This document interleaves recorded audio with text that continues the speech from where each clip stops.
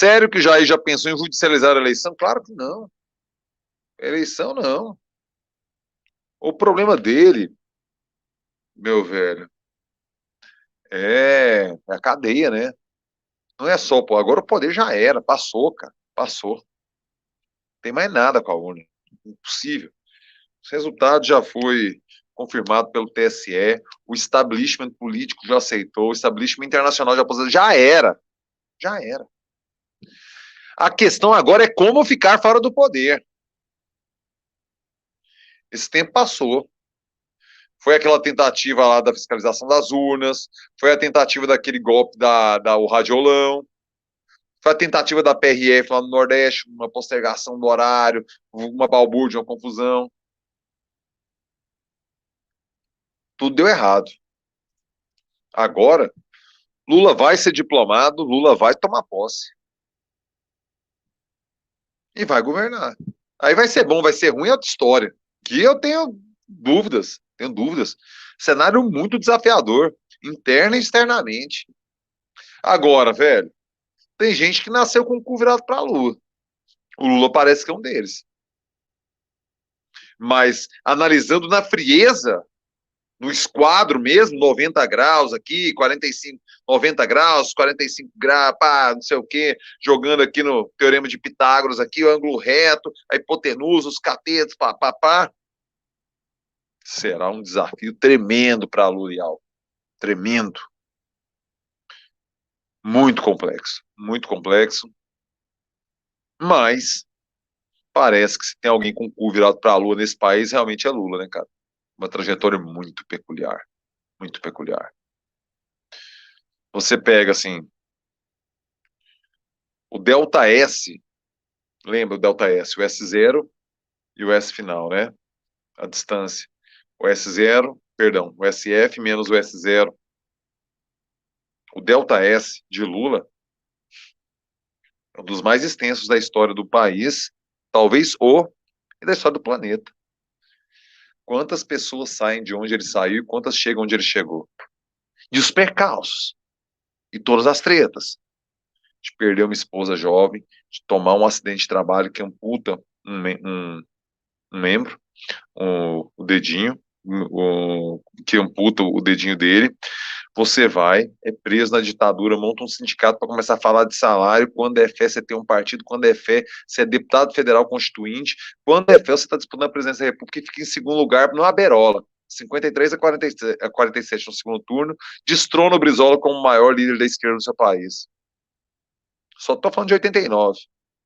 Aí vem 94, outra derrota vem em 98, outra derrota vem a redenção em 2002, vem a conclamação em 2006 e vem a hegemonia em 2010, 2014. As eleições de Dilma, que ele indicou que jamais havia ganhado nenhum tipo de eleição, até porque não tinha disputado.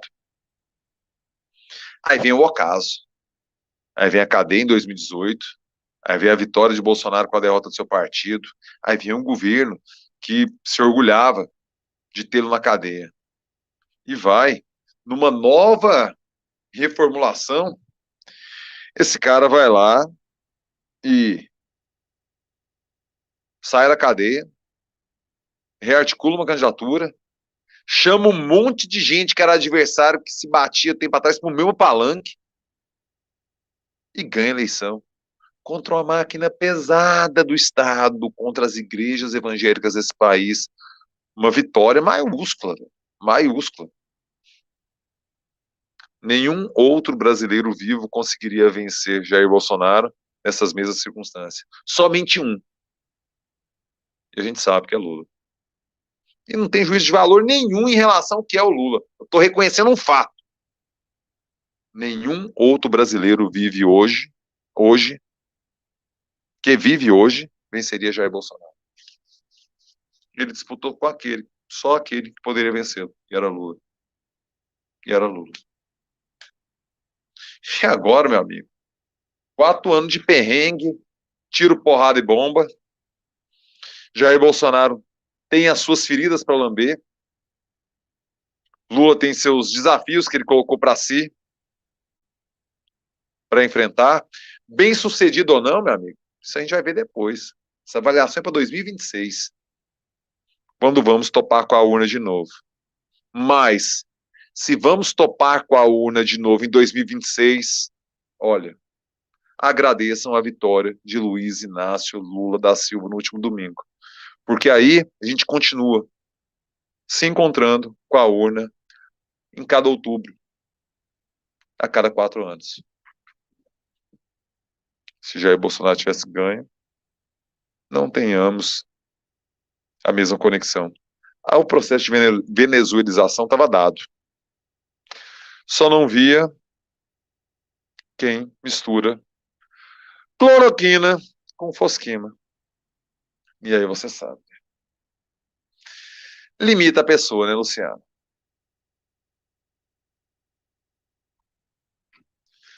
Fosquima, o sal da agroquina. E o Centrão vai dar trabalho pro Lula? Olha, Luciano, vai, né? Vai dar trabalho. Um trabalho diferente, numa perspectiva diferente, o trabalho que foi em 2002, que foi em 2006, que foi em 2010, e mais parecido com o que foi em 2014. A gente vive falando, né, que aquela crise que a Dilma enfrentou, caso o Lula fosse presidente, ele conseguiria driblar. O Hélio Gaspari tem uma expressão que ele usa muito, que crises chegam o tempo todo na presidência da República. Cara, é uma crise atrás da outra. Quando o Fernando Henrique Cardoso era presidente, quando o Lula era presidente, as crises chegavam no Palácio do Planalto ou da Alvorada e saíam menores. Chegava uma crise, a coisa retrocedia. O calor diminuía aquela crise. Segundo mesmo Hélio Gaspari, tivemos uma mudança disso a partir do governo Dilma. Quando a Dilma assume, na sequência com Temer talvez, eu não me lembro dele comentar em relação a Temer, na verdade, mas em relação a Dilma, em relação a Bolsonaro, a crise chegava no Palácio do Planalto ou no Palácio da Alvorada e saía de lá maior, emanando mais calor. Isso mostra a baixa capacidade de articulação política, né, meu velho? Mostra um problema de formação, de ter aquele, velho, o tchan, o indizível, que é fazer política. Que, insisto, tese do Hélio Gaspari, narrada pelo Hélio Gaspari. Com o Fernando Henrique acontecia, com o Lula acontecia. Agora temos Lula de volta. Quem é o vice-Lula? Geraldo Alckmin. Outro muito experiente em saber lidar com essas coisas. Olha, o que não falta no time presidente e vice é experiência, né? Convenhamos.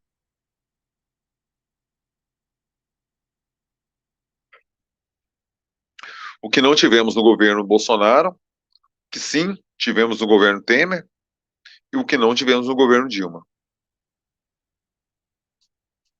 E eu nem estou entrando aqui no que se acha do Temer. Eu estou reconhecendo o fato.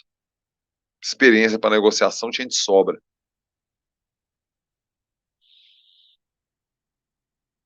O Centrão sabe disso. O Centrão sabe disso.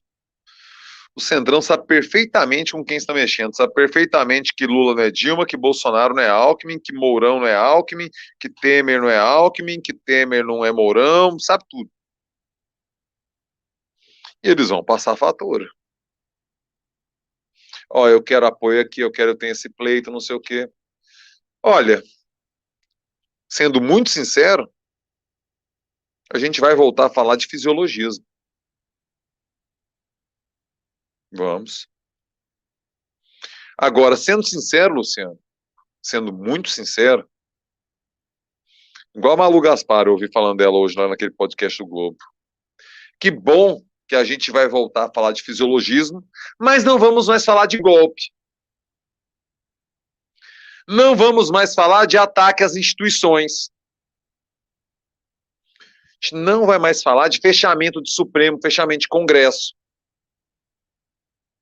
A gente vai falar de fisiologismo.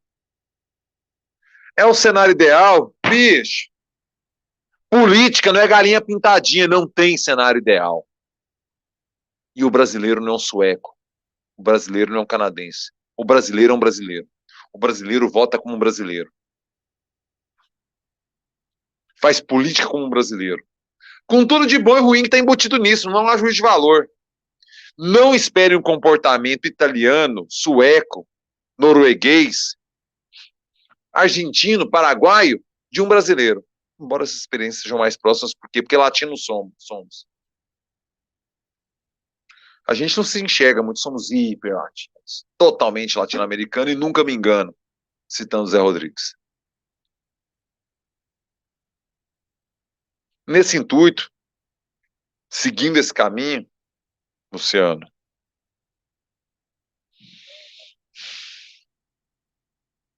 os tempos são outros, os personagens são outros, mesmo sendo os mesmos, pois você se recorda daquela metáfora de que quando você mergulha no mesmo rio pela segunda vez, nunca você mergulha no rio pela segunda vez.